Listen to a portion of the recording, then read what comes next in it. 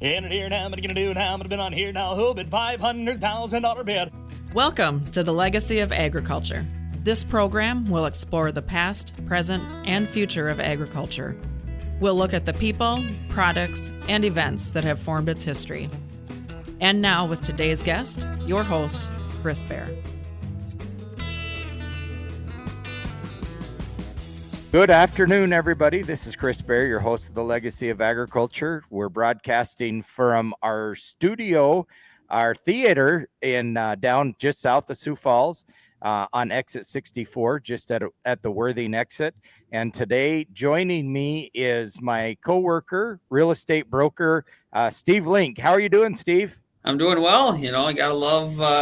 You gotta love spring where it can be 30 degrees one day and -5 the next day and 50 above or 60 above the day after that. So you love these gyrations, but when the sun shines, people sure get happy. This last week, I drove up to Fargo, and going north, the roads were icy and slick, and drove in four-wheel drive probably 2/3 of the way and could hardly see to the end of the hood. And coming back less than 12 hours later, the roads were completely clear and 80 miles an hour all the way back home. So welcome to the Dakotas, right? So, I live in Castleton, 20 miles west of Fargo, and you didn't come over there because it's always sunny in Castleton. I always said it's always sunny in Castleton. And you can always trust an auctioneer, right? There you go. There you go. Steve, you guys, we've all been busy at Piper Auction Realty. So far in the last 8 weeks, since about the 10th day of January, we have conducted over 33 land auctions in North Dakota, South Dakota, Minnesota, and Montana. And so I want to make that the focus of our show today, to talk about some of the auction results, do a little bit of a comparison into 2024 and what we saw at the end of 2024. Has politics changed land values? Has interest rates changed land values? Tell me what you're seeing out there, Steve. Yeah, it's funny, especially more recently, the news coming out of, Washington has been fast and furious, and no matter what side you are on or where you live or what you do, you pay attention to, local politics and national politics. But for some reason, these real estate and land sales have really not been severely affected by whatever news is coming out. It seems like a lot of our results are similar to what they were the last 2 quarters of last year. There's a few exceptions to that rule. And sometimes I think, we didn't anticipate some of the local dynamics, meaning there was a lot of cash in the neighborhood, a lot of buyers, a lot of pent up demand, and those results have been extraordinary. And then in other areas, if the profile of the property was not as desirable, meaning it just wasn't that good a tillable ground, and it's in an area where they haven't had good crops the last couple of years. Well, maybe it was a little bit less than we were thinking going into the sale, but those haven't happened. It seems like our sale results have been extraordinary. I've noticed. I've noticed pasture prices have been at all-time high. I think that the demand for good pasture, good large tracts of land with good fence and good water have been outstanding. And then in a lot of these farm agricultural areas that have good loamy soils, especially in the valley here, that has been in high demand. But let me kick it back to you. I've been with you at quite a few of these South Dakota land sales that we've had. What are you seeing?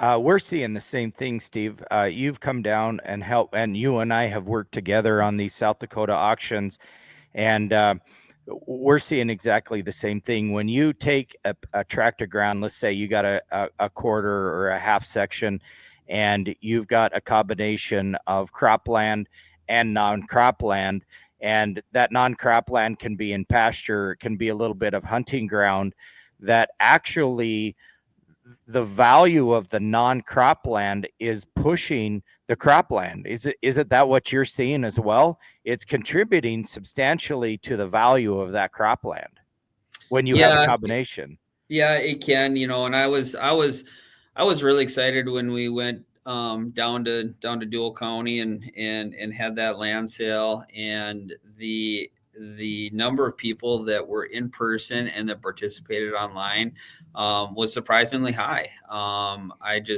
thought that the demand was there, and and supply maybe just hasn't caught up in those regions. So I was really excited about the participation that people had on that. And then, when we were in Howard, South Dakota for that quarter of land there, in Minor County. Or in Minor County. Yep. I thought that there too, the participation between the investor buyer that maybe wanted it for hunting went up against the producer buyers, and the producer buyer ended up winning out.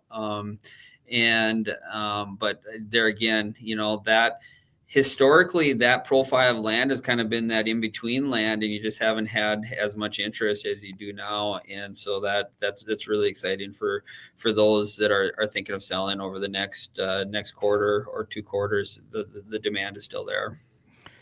Let's go talk about that Dual County land. We sold 351 acres in 3 different parcels. And the first parcel that got sold was an 80-acre piece that was, I believe, if my mind serves me correctly, it was right at 75, 76 acres that was cropland. And I had pretty good production indexes, and it seemed that there was quite a few buyers on that. I know that when you were ringing and I was the auctioneer, the bidding came easy and fast, particularly on that cropland piece. The second piece had some cropland on it, but had quite a bit more pasture ground on it. And the bidding was almost just as brisk as that was, but it also had water as well. What are you seeing with those combinations that have water versus non-water pasture land? Yeah, and I talk about this a lot throughout the Dakotas. The buyers are looking for good fence, good water availability, the size of the tracts. They're not so concerned about the wetland or grassland easements, because most of those tracts they were going to manage as far as pasture land anyways and turn cattle on it. They had no intentions of turning that over black. I just had a parcel of land that I sold in Eddy County, North Dakota this last week. Again, good fence on it, good water. And that one was uniquely positioned because there was considered FSA tillable on it. That they're pasturing, they're not farming that. But if somebody chose to turn that back into cropland, they have that opportunity because there was not any grassland easements on it. So, that sold for $1,900 an acre, and it was probably worth half of that, 5-6 years ago. And so that's how much appreciation we're seeing in this land market in certain areas. Folks, we're coming down to the end of our first segment. I'm Chris Bair, the host of The Legacy of Agriculture. My co-host and guest, Steve Link, the Pfeiffer Auction and Realty land broker, has joined us at the end of our first segment, and we're going to be right back in just a few minutes. Hi, this is Jasmine at Pfeiffer's Auction, Realty, and Land Management. Pfeiffer's offers multiple ways to bid and buy at our equipment and land auctions. You can bid online, in person, or place pre-bids before the sale even starts. By providing convenient bidding platforms, we make sure that you can buy the items or parcels you want the way you want to. Visit Pfeiffers.com to see a complete list of our auctions. When it comes to bidding, go with Pfeiffers. Nobody does it better. Good afternoon, everybody. I'm Chris Bair, your host of The Legacy of Agriculture. Thank you for joining us. It's actually morning here in South Dakota, and we're pre-recording this show. But if you'd like to join us on our other platforms, we're also on Apple, Spotify, and now we're on YouTube. You can also go to the legacyofagriculture.com website and download and listen to any of our shows over the last almost 2 years we've been doing this, Steve. Thank you very much for taking time out of your busy schedule. I know you had auctions today, and it took a little bit to get you onto the show, but thank you for joining me here today. You mentioned last segment about we've had 33 auctions so far this calendar year, and pre-COVID we were doing roughly 100 auctions in a year, and now we're doing 2 to 250 land auctions in a calendar year. And I thought we were really slammed when we were doing 100 auctions, and now we're doing 250 auctions.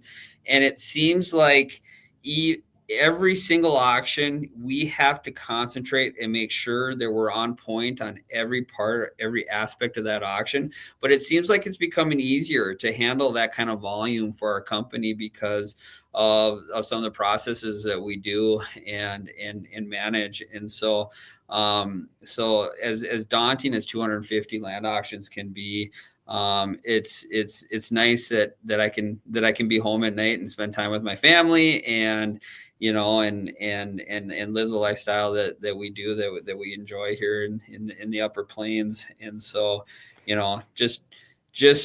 it's just been a fun last couple of years.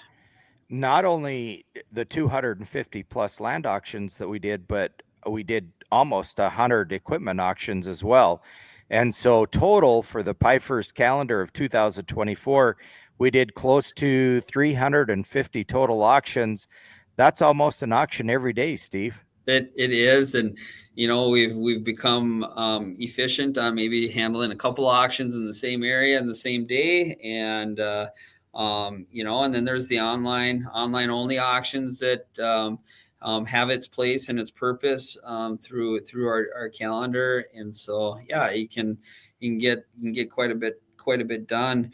But when you do an online only auction, it's imperative that you put all of the attributes on that land online, because you don't have the opportunity to explain some of those last minute easements and last minute dynamics on it. So you got to make sure that you disclose as much as you can online, so that when we come to signing the purchase agreement, there's no surprises.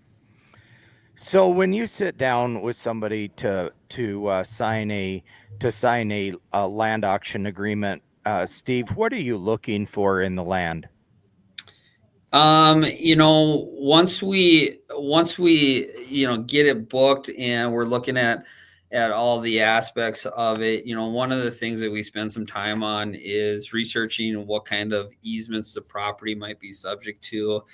And when people hear easements, they're used to utility easements where there's a power line or something running on their property, and that easement gives the right to the power company to install it and maintain those lines.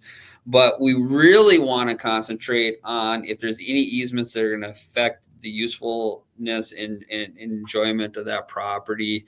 And in our region, what's been popular throughout the Prairie Pothole region and the fringes on that have been the old U.S. Fish and Wildlife wetland easement.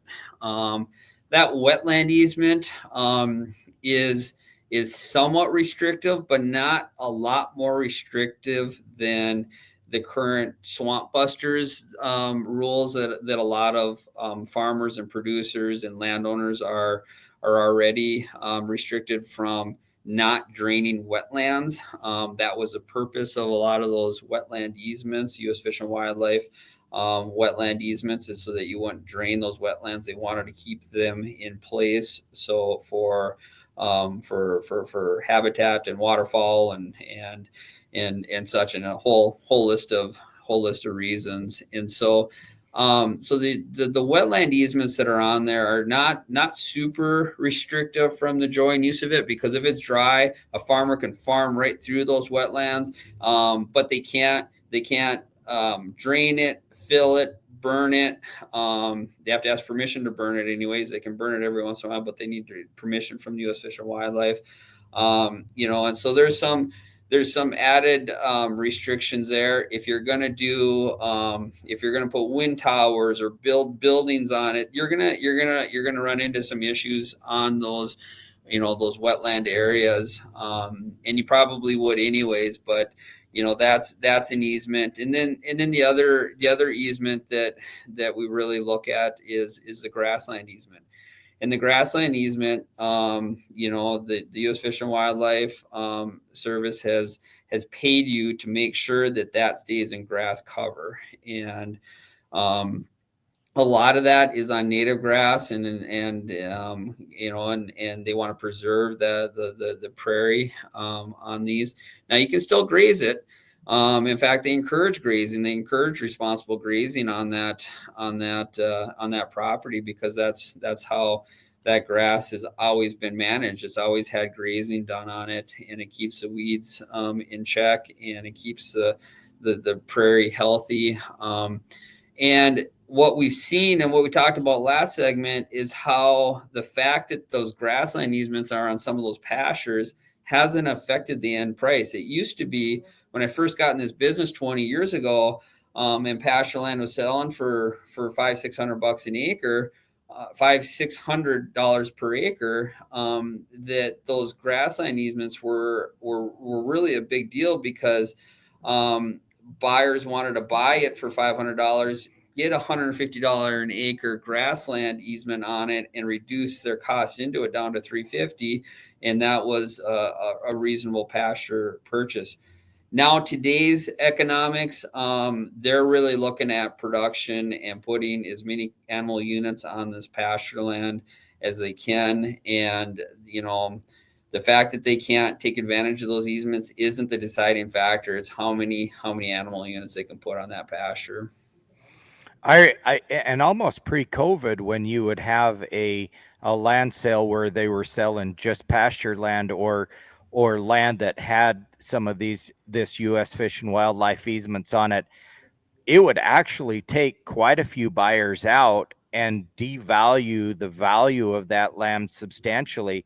But now, kind of post-COVID, and as cattle prices has firmed up and has increased, we don't hear nearly as much chatter about those easements, because the value of that grassland has increased so much, and the demand for that grassland has increased so much that it almost seems like, in a way, they don't even take that into consideration. Would you agree with that, Steve? I do, and this is quite a while ago, but we had certain buyers who would follow us and find land that didn't have those easements on it, buy it, put the easements on it, rent it out, either long-term or short-term, and then maybe even sell it down the road or sell it to the producer that was farming on it. And that was kind of their model.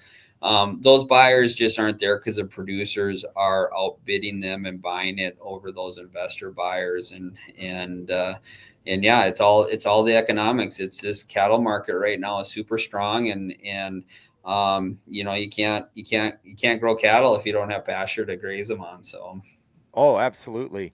Absolutely. It's kind of fun to watch the value of this land change, and it's kind of exciting from a land management perspective, or from an auctioneer's perspective, to see these sellers doing so well at these land auctions.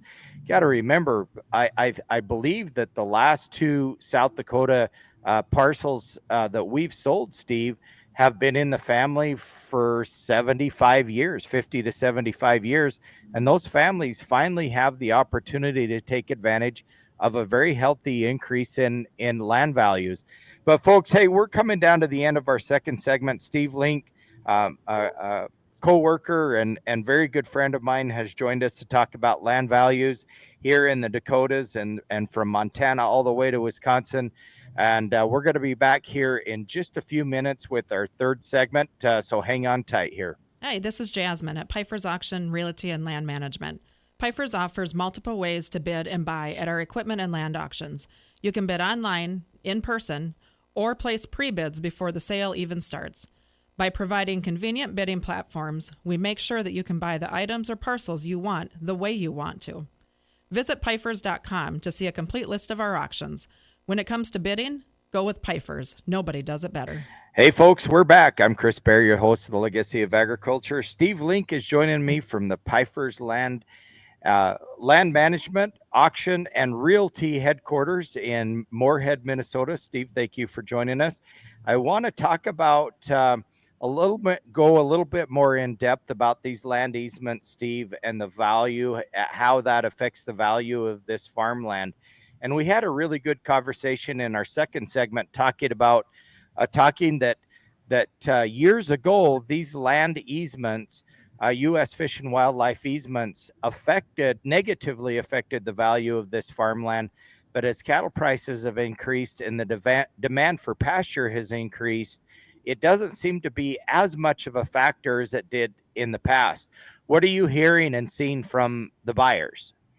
Yeah, from the buyer's perspective, again, they're all about other attributes of it. They're not necessarily concerned about the easements and that that ownership straw being taken away. Just similar to mineral rights too. It used to be mineral rights were retained by the sellers all the way from Bismarck and west and you get up into northwest South Dakota. But now those mineral retainments are happening all the way over to the eastern side of North and South Dakota, and not so much into western Minnesota, but more so on the eastern part of the Dakotas. And it's a funny argument. You can talk yourself into a circle because they have little to no value. It's really unlikely that our kids or our kids' kids are going to see any any advantage to those minerals, if anybody ever does. But from a buyer's perspective, just like if there's easements on it or if you don't get the minerals on it, they're still taking the opportunity to buy that property, and I think rightfully so. If it's just an opportunity that may not be there in the future, but they're buying it for production. They're buying it to farm on it. They're buying it to grow cattle on it, or to graze it, and they're in the grass and the cattle production business. They're not worried about oil production that could happen 150, 200 years from now. They're not worried about those easements on it because it's not going to affect their day-to-day use of it and what they want to do with it right now. What about water easements or water rights? Excuse me. Yeah, water rights can get a little tricky. These states that I work in, for the most part, most of the laws, you can't permanently separate water rights. Like in North Dakota, you can't permanently separate the water rights. And so if you have property that has irrigation or wells, a seller can't separate those. The same with hunting rights. You can't permanently sever hunting rights in North Dakota. Every state has its own rules, and water is a big issue in some of the trade areas that we work in. And there too, if you're buying something for irrigation or that water is going to be an important component to your operation, you want to make sure that you get those water rights with the property, and that can affect the value in certain areas. But I'm fortunate that a lot of our sales are in areas where we can't permanently sever them. I know the further west you go towards the Rocky Mountains, the more valuable those water rights become. I was born and raised in an area where in some cases the water rights were more valuable and they were separable from the land. And so you would have farmers that were buying farmland, severing those water rights and moving those water rights to other farms where the farm ground was more productive. And so and the second question that was always asked is how old are the water rights? Because they do water rights do take priority based on when they were awarded and given. Well, and that's where we do run into this is if you have a piece of property that is on the sandy side and would do awesome, especially growing specialty crops if it was irrigatable. And where you're at in that permit process to get new water on it, that does make a difference because North Dakota has been slow to give out water permits. And I know South Dakota watches that too. And Minnesota started to watch that and giving out water permits. And, we were just down in Arizona doing land seminars down in Mesa and Gold Canyon. And we attended the picnic in Mesa, the North Dakota picnic.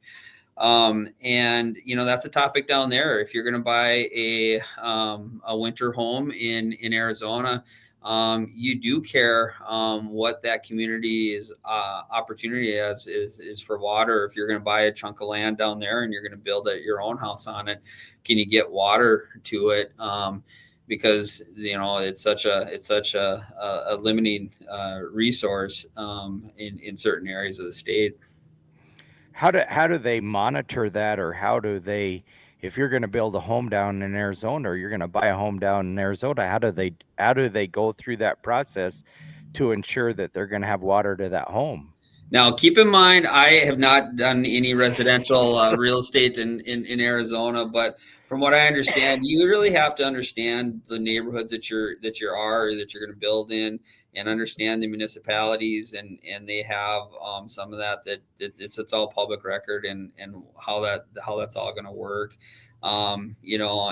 It's in these states that I do trade in a lot, like North Dakota.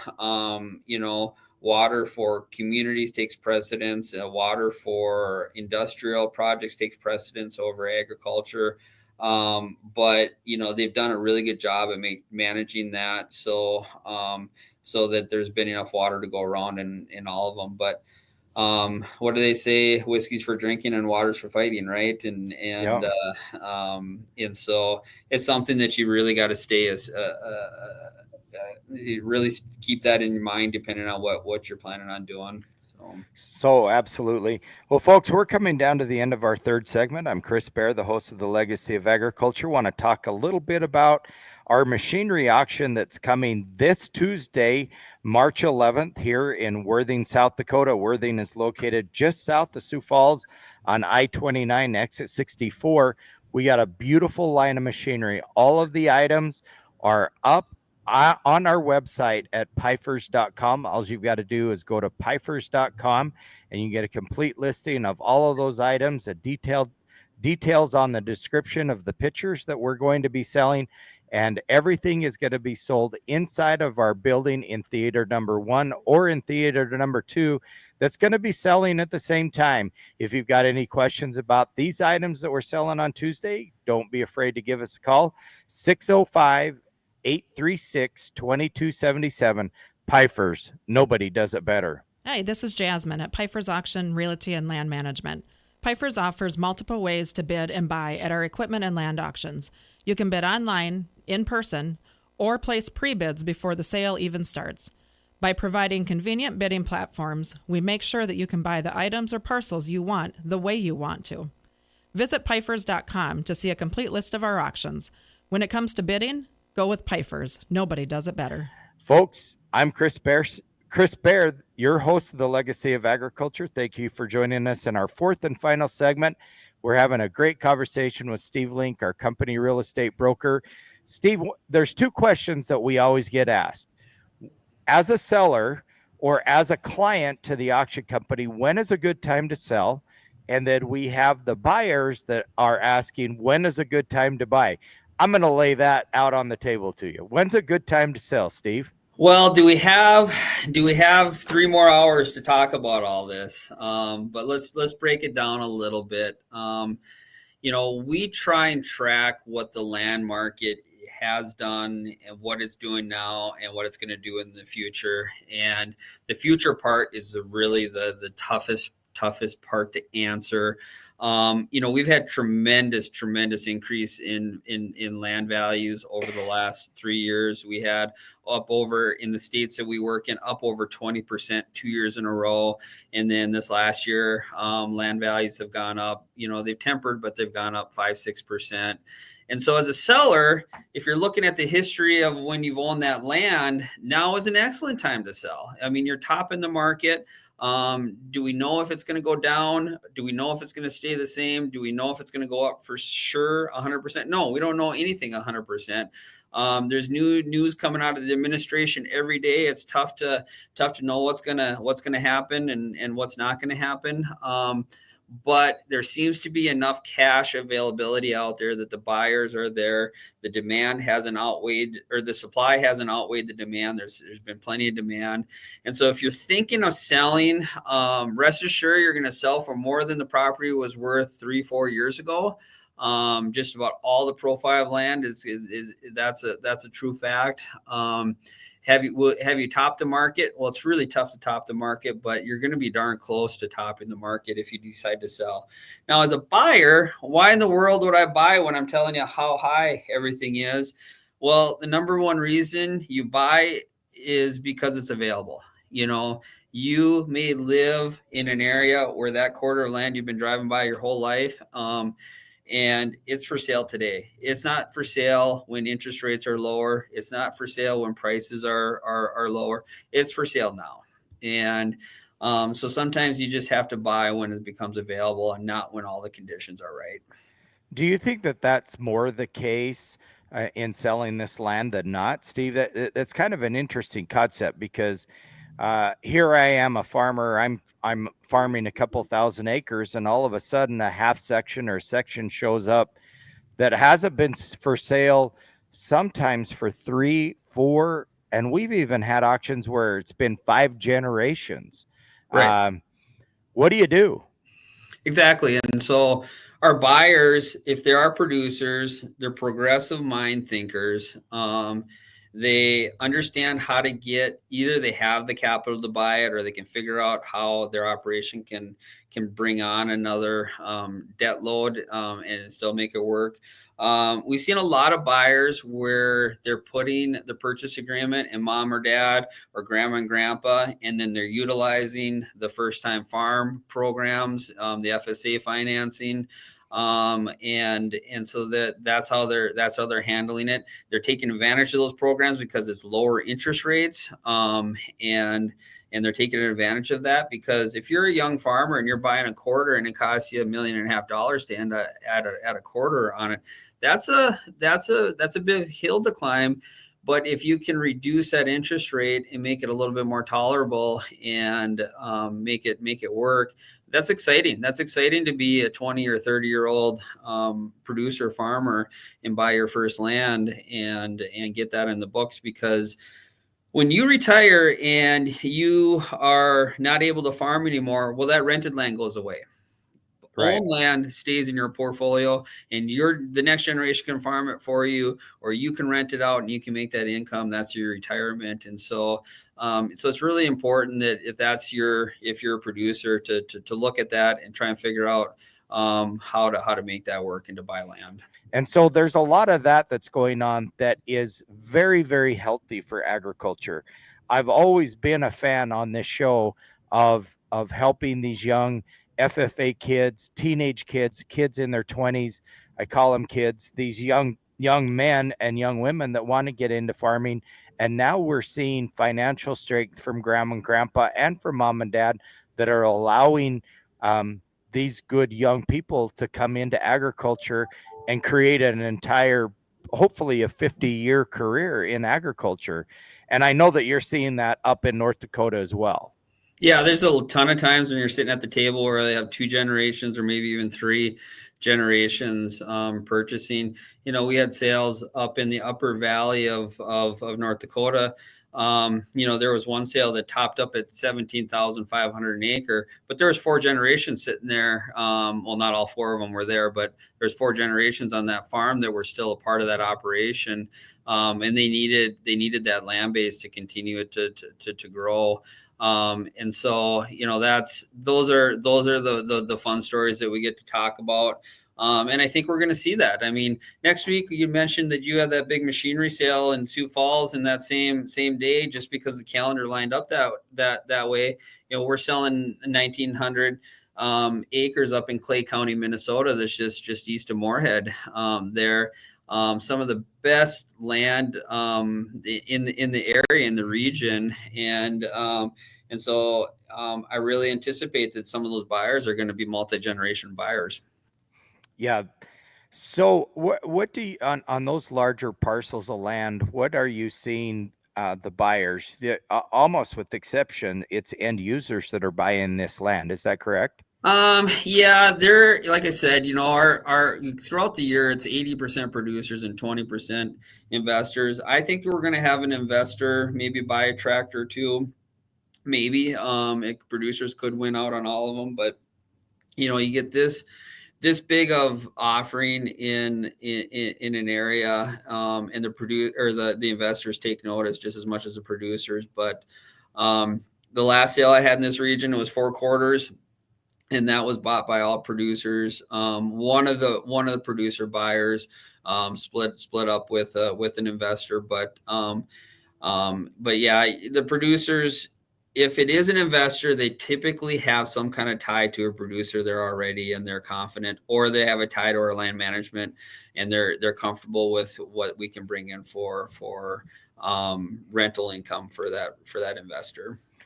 Well, Steve, thank you very much for joining us on the Legacy of Agriculture. You're always a great guy to have on because you're so knowledgeable. Thank you. I appreciate that.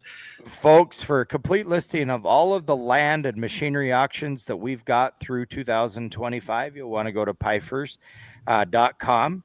All the pictures and descriptions and all the information and drone footage is on pifers.com, or you can simply give us a call, 605-836-2277. Pifers, nobody does it better.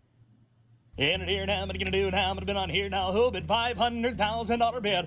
We hope you've enjoyed today's edition of The Legacy of Agriculture with Chris Bair, sponsored by Pifers Auction, Realty, and Land Management.